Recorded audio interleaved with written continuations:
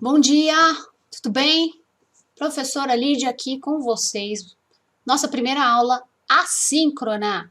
Hoje a gente vai fazer uma revisão dos planos, só que agora colocando eixos. Vamos falar um pouquinho da osteocinemática novamente. E na aula síncrona, que é daqui a pouco, a gente vai falar dessa artrocinemática.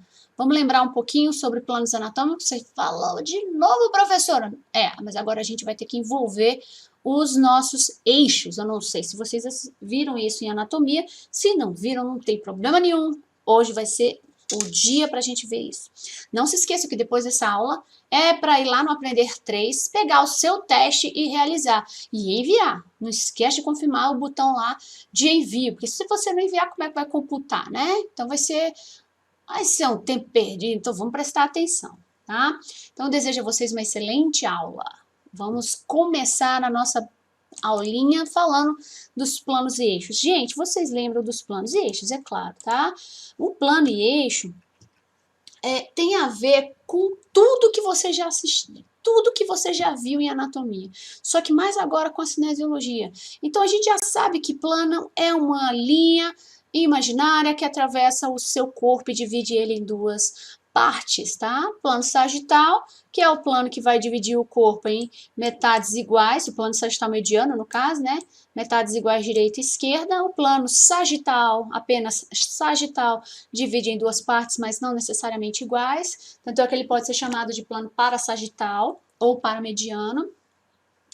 E nós temos o plano transversal, que divide o corpo em metade superior e metade inferior. E nós temos o plano, né, que passa aqui, ó, e tira a parte da frente e separa da parte de trás, ou seja, o plano frontal ou coronal, que é essa lâmina aqui que vocês estão vendo, né, o plano frontal ou coronal. E o que tem a ver a questão do eixo aí, professor? Aí os eixos são o seguinte, os eixos são, vamos pegar essa bola aqui, os eixos são os espetinhos. Então, são linhas imaginárias que vão atravessar o seu corpo perpendicularmente ao plano de referência. Então, pegando essa bola aqui, vocês estão vendo essa marquinha de vermelho? Vamos supor que essa marquinha de vermelho seja o plano sagital mediano. Esse plano sagital mediano vai ser cortado por esse eixo aqui. E ele vai cortar perpendicularmente. Perpendicularmente. Vocês viram aqui que formou até um ângulo de 90 graus, tá? Vocês estão vendo aí, ó. Aí, formou um ângulo de 90 graus. Então, lembre, quando você lembrar de um eixo, por exemplo, o eixo sagital mediano, a gente tem que imaginar um espeto entrando de forma perpendicular.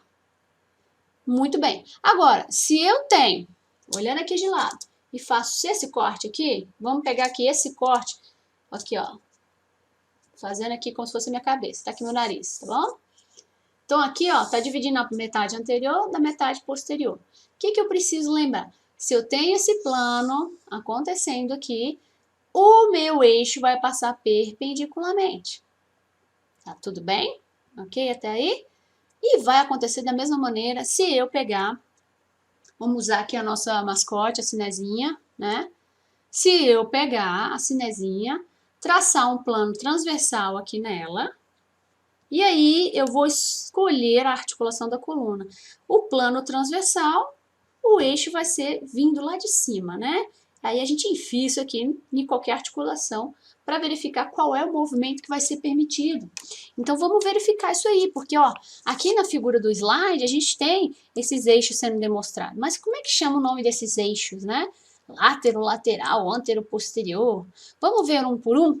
Esse primeiro aqui é o eixo látero-lateral, tá? Ele atravessa o plano sagital, seja ele sagital mediano ou o parasagital. Então, vamos olhar para esse bonequinho aí da esquerda, esse cheio de músculos, e vamos atravessar um eixo lá na articulação da coluna cervical. Então, lembra, ó, a gente está lembrando que está cortando, baseado aqui, ó, no eixo sagital mediano. Tudo bem? Peguei aqui, ó, enfim, o espeto, ou seja, o eixo látero-lateral, porque está vindo da lateral para outra, e vai permitir, imagina aqui, ó, imagina que isso aqui estivesse na minha cabeça, na minha coluna. Eu vou ter como fazer isso aqui? Não, porque esse espeto aqui não vai deixar, tá? Ele não vai deixar. Mas se eu tenho ele aqui na lateral, o que vai permitir com que eu faça é uma flexão e uma extensão. Então, vamos dar uma olhada aqui, ó. Observe isso aqui. A gente está com esse exemplo na coluna. Então, flexão da coluna cervical e extensão da coluna cervical. E outros exemplos, professora? Vamos atravessar aqui, então, no joelho e no ombro. No ombro, a gente tem aqui a flexão acontecendo e a extensão, tá? O ponto de azul aqui, ó, é o eixo. E no joelho, mesma coisa. Vamos enfiar um espeto aqui no joelho. Se eu enfiar um espeto aqui no joelho, tá me permitindo flexão e extensão. Até aí tudo bem? Tem em outro lugar? Lógico, tá? A gente vai ter no cotovelo. A gente tem essa situação no punho. E a gente tem essa situação no tornozelo. Lembrando, é flexão e extensão. Mas, professora, lá no tornozelo não é um nome diferente? É. No tornozelo, a gente vai ter aqui a flexão plantar, quando você fica na pontinha do pé. E a gente tem a flexão dorsal ou dorsiflexão, se a gente vai ficar com o calcanhar no chão, tá bom? No caso aqui do punho, não sei se lá na anatomia também foi comentado, a gente tem a flexão e a gente tem a extensão. Mas também pode ser chamado de flexão palmar e flexão dorsal, por causa do dorso da mão, tá? Só para vocês relembrarem aí dessas situações. Bom, vamos agora falar do eixo antero-posterior. Então, presta atenção. Se o eixo ele vai atravessar de frente para trás, é porque ele está passando perpendicular a algum plano aqui. Qual é? Hein? É o plano frontal, tá? Esse plano frontal vai ser cortado por esse eixo, que a gente vai chamar de eixo antero-posterior. Então, lembra, o plano frontal ele vai ser cortado pelo eixo antero-posterior. Se vocês imaginarem isso aqui no meu pescoço, ó, tá vindo antero-posterior, tá? Eu vou poder fazer flexão e extensão? Não, não vou. Por quê? Porque esse eixo aqui ele tá impedindo. Mas se ele tá bem aqui, eu vou poder fazer o quê, ó? Uma inclinação lateral. Mas os movimentos mais interessantes aí que vocês vão lembrar é da abdução e adução. Então, olha só que interessante. Vamos pegar esse bonequinho musculoso aí de novo. Vamos atravessar o ombro dele. Aqui no ombro eu vou ter essa... Tá? Lembra que esse botãozinho azul é o eixo. Eu vou ter a abdução e aqui a adução. Se eu colocar isso na coluna, eu vou poder fazer a flexão lateral, que eu também chamo de inclinação lateral. Tudo bem? Muito, muito bem. Agora, se eu enfiar isso aqui lá no tornozelo, lembra? Antero-posterior. Eu não vou poder fazer uma flexão plantar e nem uma flexão dorsal. Mas eu vou poder fazer aquele movimento. Que movimento é esse, professor? Abdução e adução? Não, gente. No tornozelo não é abdução e adução. No tornozelo é o quê? É uma inversão e uma eversão. E no punho? Olha que legal. No punho, se eu estou atravessando antero-posterior, eu vou poder fazer flexão, gente. Ó, vamos atravessar. Pronto. Eu vou poder fazer flexão ou extensão? Não. Tá? Eu não vou poder fazer flexão e extensão, mas eu vou poder fazer isso aqui. E no punho eu faço abdução e adução? Não. Eu faço uma inclinação. Só que eu não vou chamar de inclinação. Eu vou chamar de desvio ulnar e desvio radial. Lembrando que o desvio ulnar tem uma angulação maior do que o desvio radial. Por quê? A gente vai relembrar lá na anatomia que a superfície articular do rádio, da parte final do rádio, ela é bem mais ampla do que a da ulna, tá? E aí a gente tem os processos estiloides também que vão impedir essa movimentação. Se você olhar o seu processo estiloide da ulna, tem gente que tem um processão. Você fala, meu Deus, tá nascendo um dedo aqui de novo. Não, não é. O meu não é tão escandaloso assim, não. Dá uma olhada aí, vê se o seu é escandaloso, né? E aí a gente vai se descobrindo. Bom, vamos aqui dar continuidade, olha só. Agora vamos falar do eixo longitudinal. Longitudinal, tá? Vou pegar aqui a cinesinha novamente. O eixo longitudinal também pode ser conhecido como crânio.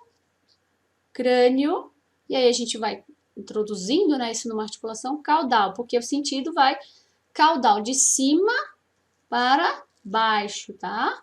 De cima para baixo.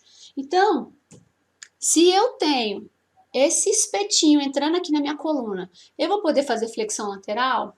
Não. Não vou, né? Eu vou poder fazer extensão, flexão e extensão? Também não. Opa, mas eu já tô até fazendo movimento. O que que eu vou poder fazer? Rotação, tá? Imagina aqui, ó, minha cabecinha, tá? Imagina que aqui é o meu nariz, ó. Entrei. Não posso fazer flexão lateral, não posso fazer flexão e extensão, mas eu posso fazer o quê? Rotação. Rotação. Vamos ver isso. Vamos ver isso. Vamos enfiar esse eixo, esse espetinho em alguma articulação aí. Vamos olhar para o homem musculoso aqui da esquerda. Enfiei aí bem na coluna, tá? Bem na coluna, vai me permitir esse movimento de rotação. Lembra que na coluna é rotação do seu próprio eixo, a gente chama de rotação lateral e rotação, que a gente chama de rotação para a direita e rotação para a esquerda, tá? Agora, dá uma olhada nesse exemplo aqui, isso aqui é bem curioso. Se eu tenho, vou até levantar um pouquinho aqui, ó. Se eu tenho esse movimento, vamos usar esse, de abdução e adução horizontal, lembra que o espeto está entrando aqui na minha articulação. Eu vou permitir esse movimento de abdução e adução, mas tem que lembrar da palavra horizontal, por causa dessa posição que a gente se encontra com o ombro. Beleza? Não esquece isso não. Agora, vamos olhar nessa figura aqui, a pessoa está deitada, mas é claro que a gente pode fazer esse teste sentado mesmo, né? Porque aqui fica mais fácil de ver a figura. Se você pegar no seu húmero, você vai poder fazer essa rotação interna e externa, tá? A gente pega aqui e vai rodando. Então, a gente também tem esse eixo aqui, ou seja, esse espeto entrando na sua articulação, permitindo que você faça essa rotação interna e externa. E se eu colocar um espeto na articulação radio-ulnar, o meu antebraço também vai rodar. Vai rodar externamente e internamente. Mas a gente chama essa rotação de quê? Pronação e supinação. Tá certo? Opa, aqui ó. Pronação, supinação, beleza? Muito bom, muito bom, muito bom. Vamos dar continuidade. Aqui eu coloquei uma tabela para você revisar e nunca mais esquecer nessa sua vida, tá, professor, tá, professora? Os planos, os eixos e quais são os movimentos que permite. Não esquece isso, tudo bem? Então, nós temos aqui, ó, eixo sagital, perdão, plano sagital, eixo lateral, o movimento é flexão e extensão. Não esquece, não esquece. Se eu tenho o plano frontal, o meu eixo é antero-posterior. Eu posso fazer abdução, adução e inclinação lateral, ou flexão lateral, tá? Flexão para direita, flexão para esquerda, inclinação lateral para direita, para esquerda e assim vai. No plano transversal, o meu eixo é longitudinal, crânio caudal, e vai me permitir a rotação. Não esquece isso, gafanhoto, por favor, por favor. Isso vai cair na prova, não vai cair não, vai despencar ao longo de todo o semestre, para você nunca esquecer, tá bom? Fala mais um pouquinho sobre as articulações, algumas coisas específicas para na hora da aula, que é daqui a pouco a gente discutir algumas coisas, tá? Nós temos alguns tipos de movimento. A gente tem o movimento linear. O que é esse linear? Então, a gente tem essa garotinha aqui, ó, nesse esqui, e tá indo linear. Tá vindo de um ponto para outro, de um ponto para outro, de forma reta. Então, todas as partes do seu corpo tá passando por essa linha, tá? Na mesma velocidade.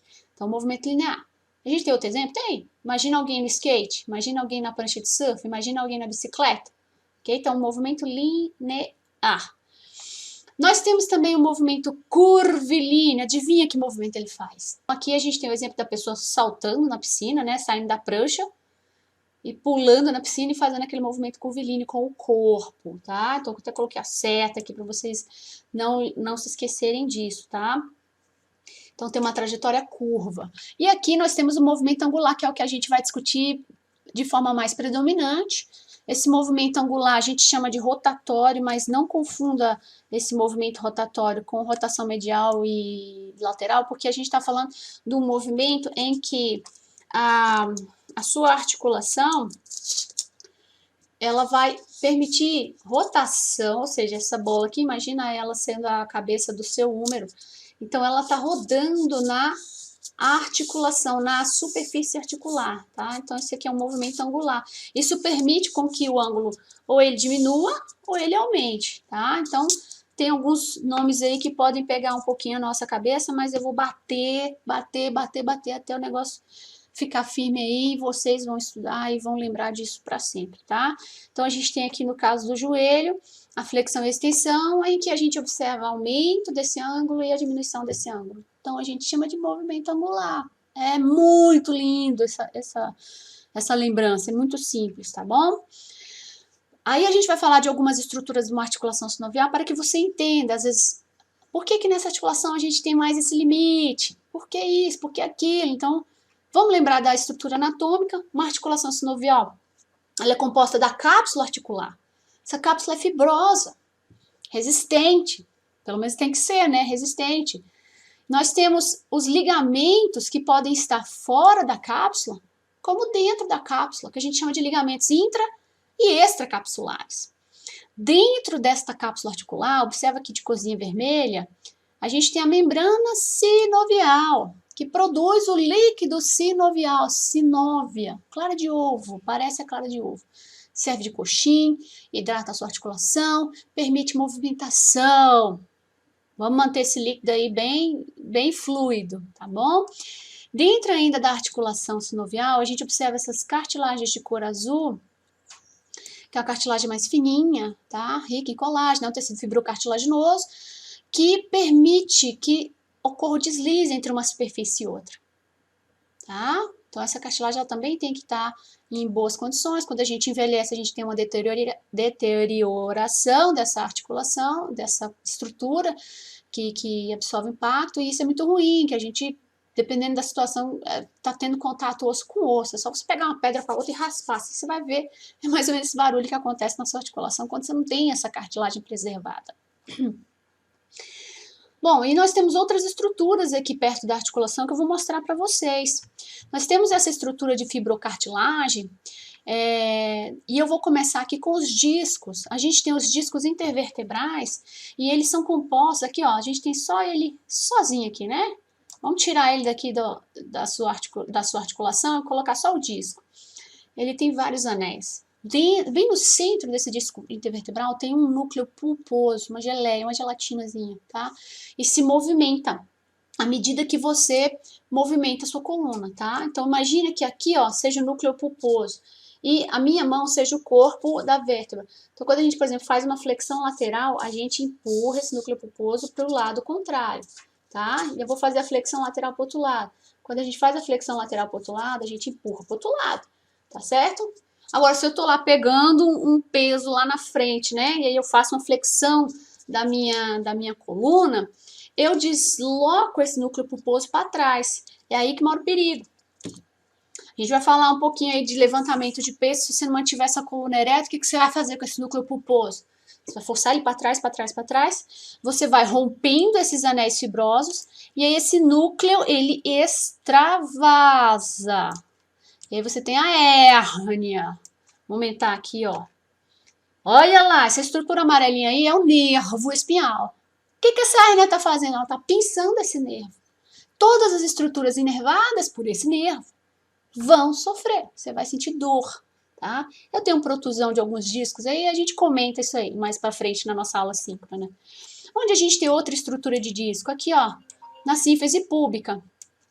Na sínfise púbica, ela é importante para fazer esse amortecimento do impacto quando você estiver caminhando, tá bom? Então, a gente tem essa estrutura aí. E outra, quando a gente está grávida e está perto de parir, né? Esse disco entre os ossos púbicos, ele se alarga por conta das alterações hormonais. Se alarga para quê? Para a gente ter o afastamento pélvico.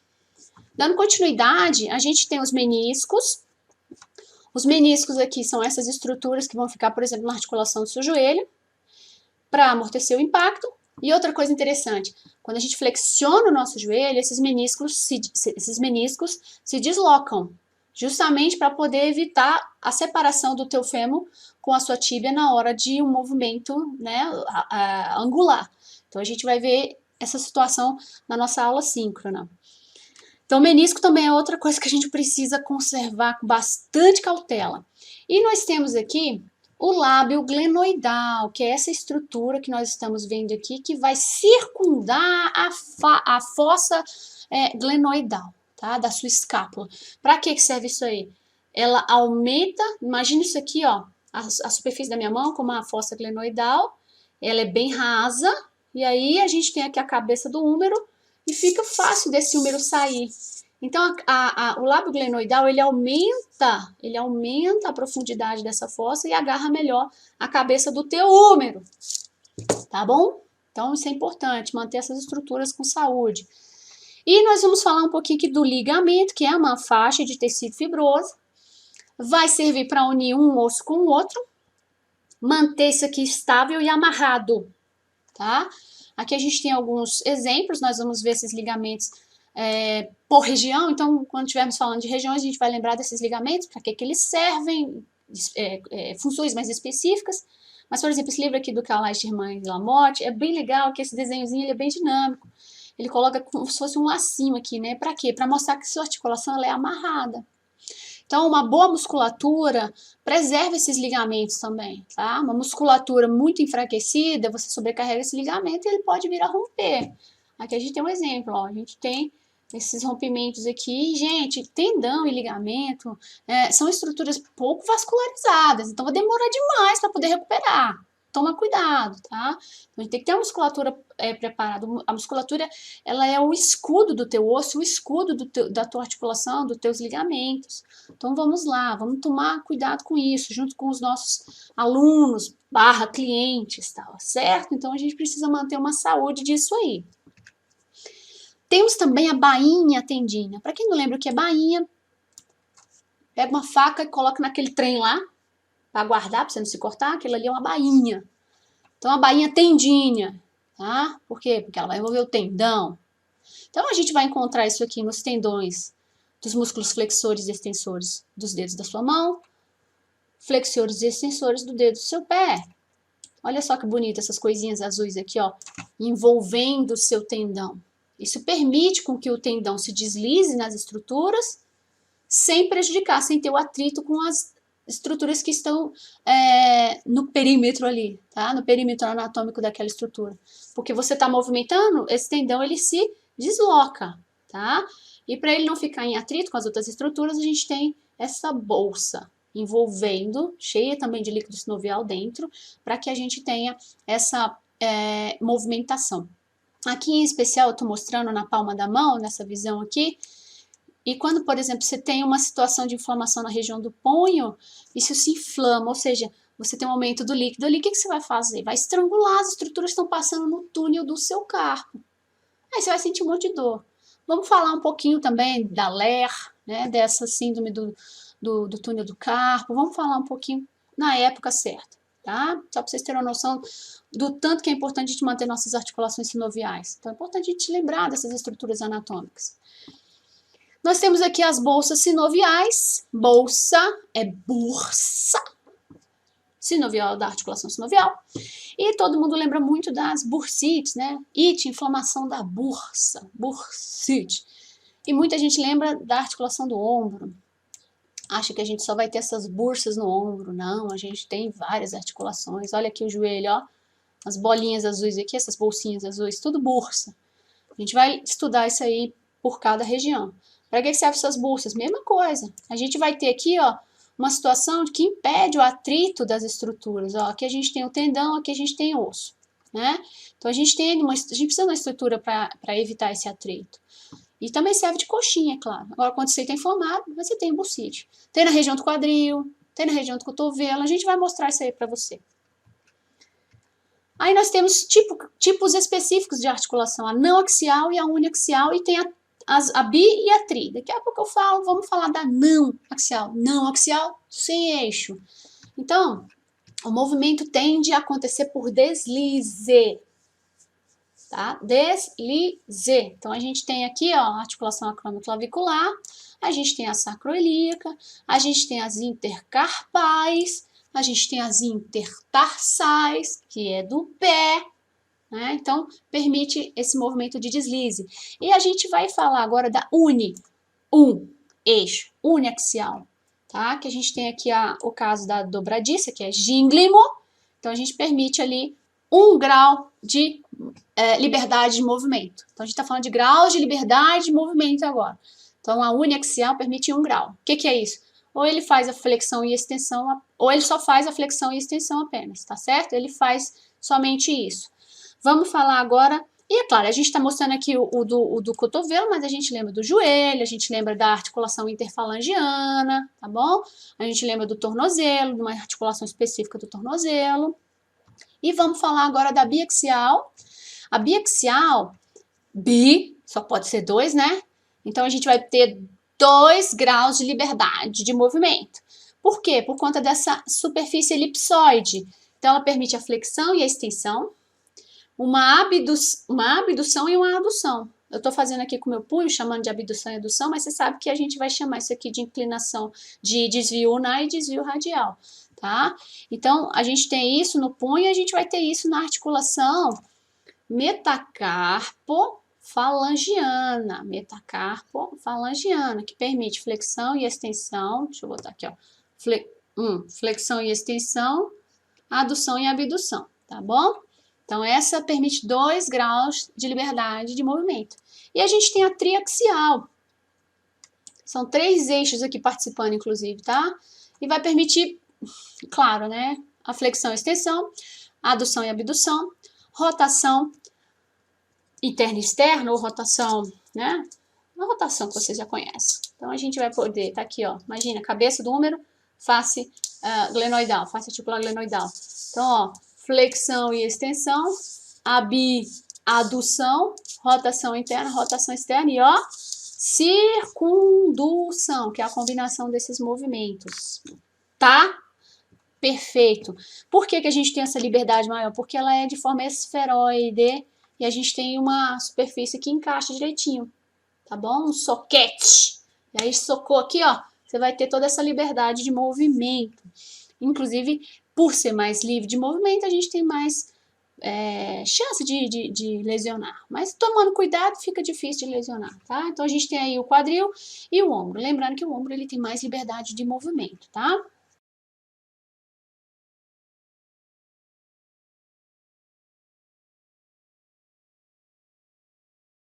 Bom, agora, gente, eu encerro a minha aula assíncrona, e daqui a pouco a gente se encontra na aula ao vivo. Então, meus queridos, minhas queridas, vão lá, faz o teste, vocês têm aí meia hora para fazer o teste, coisa rápida, são poucas questões, é para testar o que você viu ali na hora, tá bom?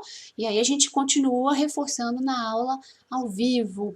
Eu quero agradecer a sua atenção, eu quero que você prepare mais uma xícara aí de café, de chá, um copo de água, um suco, e vai para frente do computador, feliz da vida, com fome de aprender, e vamos discutir. Anote as suas dúvidas. Até daqui a pouco.